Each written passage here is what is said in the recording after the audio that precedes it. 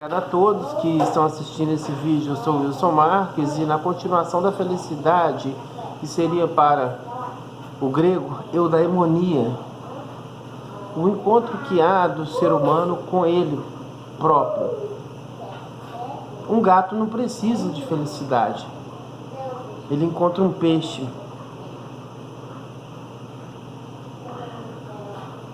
O leão, ele não precisa de felicidade, ele encontra o gnu.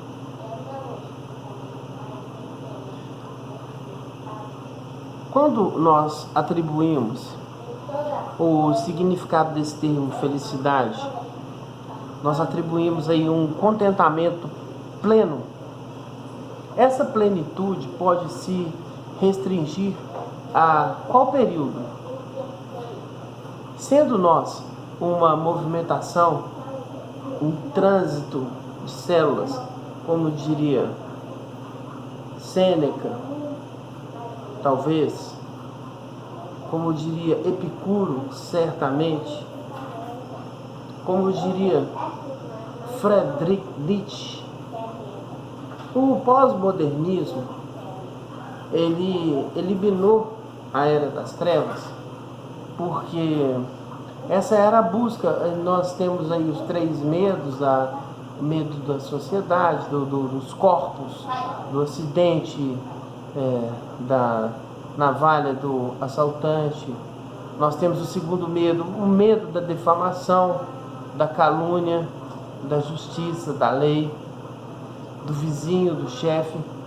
O segundo medo, da traição, do cliente não pagar a conta. E nós temos o terceiro medo, o medo do óbito. Esse medo, a melhor forma de trabalhar esse medo é a filosofia. Nós temos duas maneiras distintas. Nós temos os que não são profissionais, que são chamados pontífices ou religiosos. E nós temos os filósofos. Qual a diferença que existe entre um pontífice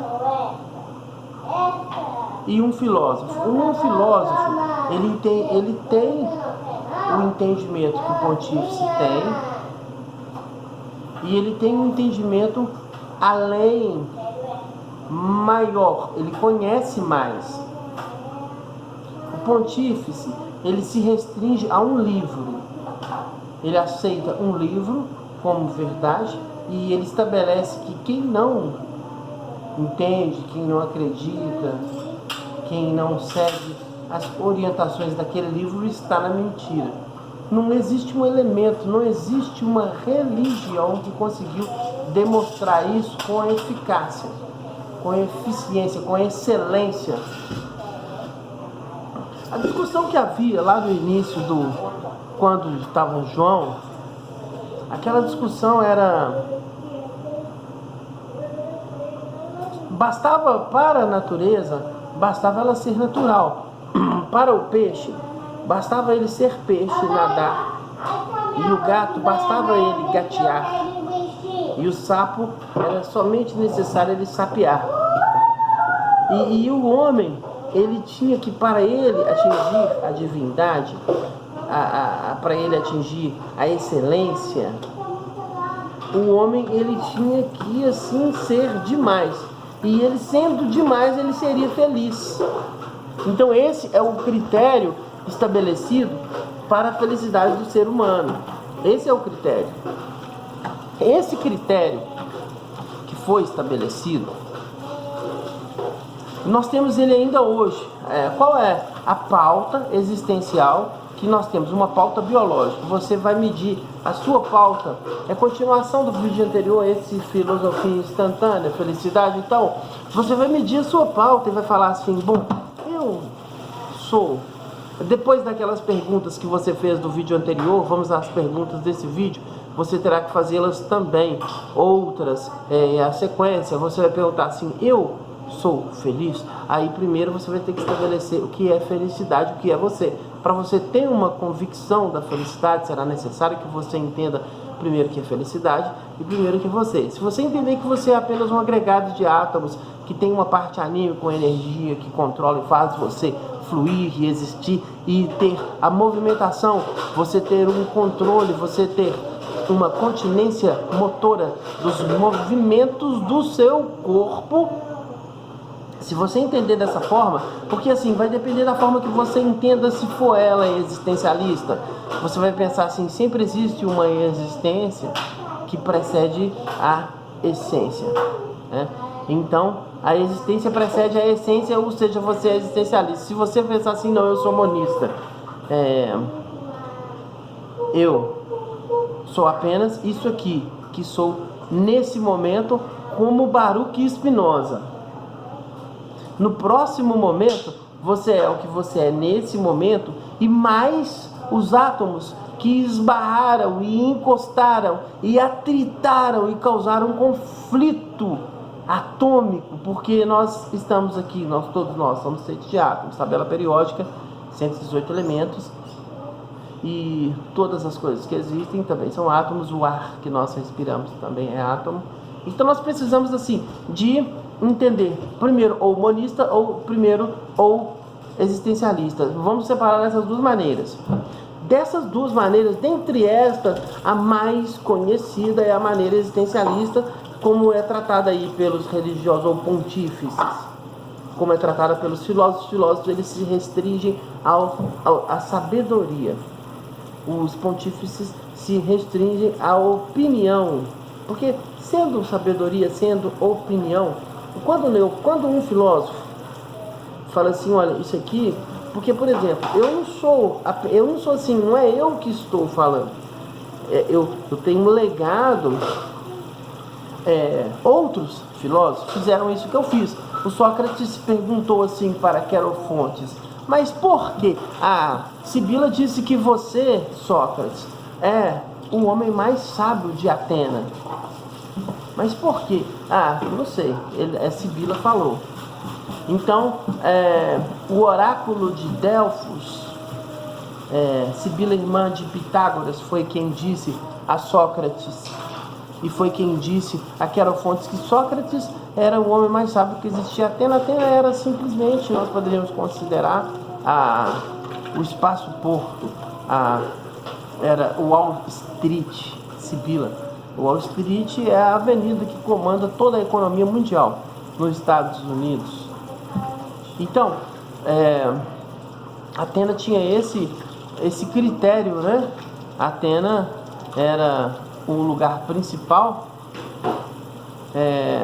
Quando houve aí essa informação a Sócrates, ele mesmo não acreditou, porque o que Sócrates fazia diferente de Lísias, diferente de Meleto, diferente de Anaximandro, diferente de Eurípides, diferente de qualquer outro filósofo ou algum dos pensadores, Meno, Críton. Qual era a diferença que existia em Sócrates? Sócrates, ele pensava. Sócrates, ele não apenas refletia aquele pensamento que estava já exposto no ambiente. Sócrates pensava e Sócrates era bom para pensar. O pensamento de Sócrates ultrapassou o limite cognitivo das pessoas daquele ambiente. Mas assim, não apenas ultrapassou o limite cognitivo, foi uma decisão. Essas pessoas escolheram assim, é melhor não vamos escutar isso que esse aí está falando, pois se isso nós escutarmos, isso aí vai comprometer aquilo que nós já estamos organizados aqui de uma forma, que é o que se chama ética, a organização que existe para a convivência sua com o seu próximo, é ética. O que aconteceu naquele momento, quando Sócrates percebeu isso? Ele buscou. A busca de Sócrates era apenas a verdade, o objetivo, a meta.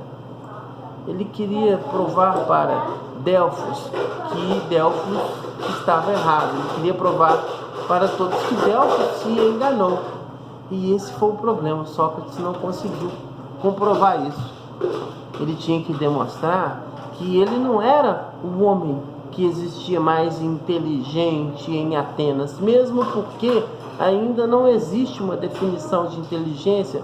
Podemos estabelecer por uma cognição em maestria que tem a capacidade plena de fazer aí a captação de todos os resultados sinápticos.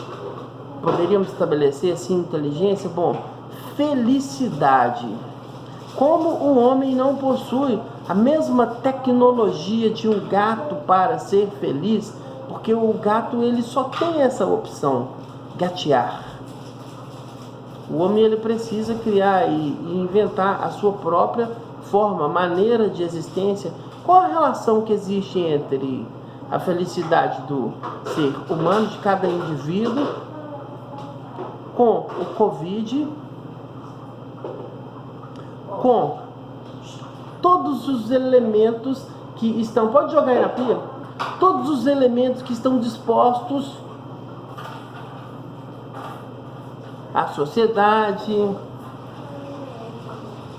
os problemas. Qual a relação que existe de tudo isso?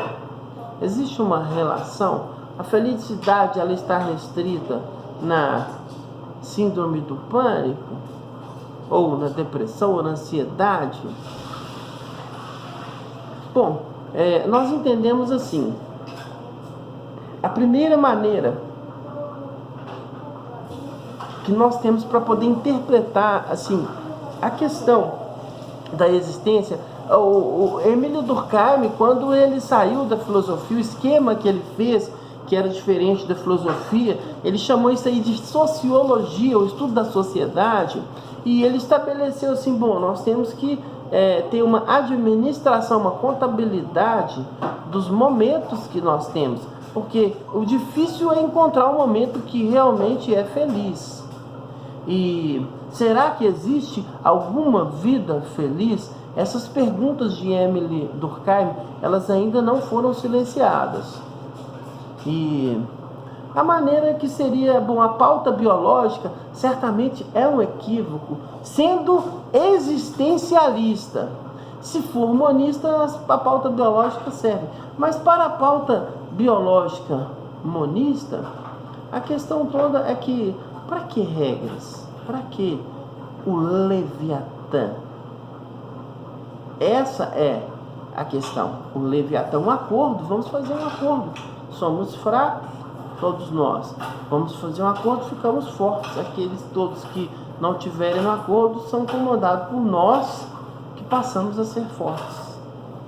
É o abraço forte da lei. A regra válida, aceita, legitimada por uma engenharia de consentimento que faz as pessoas gostarem ou do Netflix, ou do Campeonato Brasileiro de Futebol, ou do Cruzeiro, ou do Galo, ou sei lá de quem, do cantor, da cantora, da novela. Então, assim, qual a busca que nós estamos fazendo para nós podermos encontrar felicidade durante o período de existência do ser humano? Quando ele ainda é criança, ele tem aquele período que ele apenas diz assim, bom, eu sou criança, eu sou feliz, que ele nem diz porque ele não percebe isso. Ele atinge uma idade aí um pouco maior, ele começa a perceber, nossa, para eu ser feliz seria tão melhor se eu tivesse aquele iate e aquele Camaro amarelo e aquela conta bancária com sei lá quantos, alguns milhões. Seria esse é o objetivo de cada um, o corpo perfeito, tanto para ambos os gêneros, tem a mesma perspectiva, né? Corpo perfeito, dinheiro na conta, o respeito dos convivas, e assim nós somos felizes. Será? Porque não existe ainda aí a felicidade. Qual é o elemento que está faltando? Existe uma produção intrínseca de neurotransmissores. Essa produção vai gerar esse elemento chamado felicidade. Qual é a necessidade e qual é a possibilidade de encontrar aí essa produção intrínseca e e assim, necessária dessa produção aí. Qual é a produção ideal dos neurotransmissores? O que faz essa produção? Ocitocina, timina, enfim, são aí hormônios, somente hormônios que uma somatória de todos esses produz felicidade, produz amor. O que é o amor? Seria ele ágape? Seria ele filia? Seria ele eros? Não são momentos diferentes? Não é aí uma tabela que tem dentro dessa tabela uma hierarquia, tanto menos quanto mais? Não seria aí uma geometria do próprio construtor? Quem que construiu essa máquina chamada universo? Cada ser destacado dentro dessa máquina, ele é o universo. Nós somos partes móveis desse próprio universo ou desse próprio Criador, como diria meu amigo estoico. Bom, a questão é que hoje nós temos aí os elementos que nós já entendemos como capazes de produzir tudo isso aí. E primeiro nós precisamos de encontrar o que te faz feliz, o que faz você se sentir bem. Bom, você se sente bem com muito dinheiro, ótimo, também excelente, de passar o número da minha conta. Mas não é apenas um elemento que vai tornar você feliz. Então primeiro é necessário você encontrar você próprio, o mimetismo, como você respondeu a questão, a pergunta do vídeo passado. Agora você vai responder a desse vídeo. Quais são? Dos 3 medos, quais são? Ou você não tem nenhum deles? Filosofia Instantânea, Wilson Marques. Muito obrigado a todos.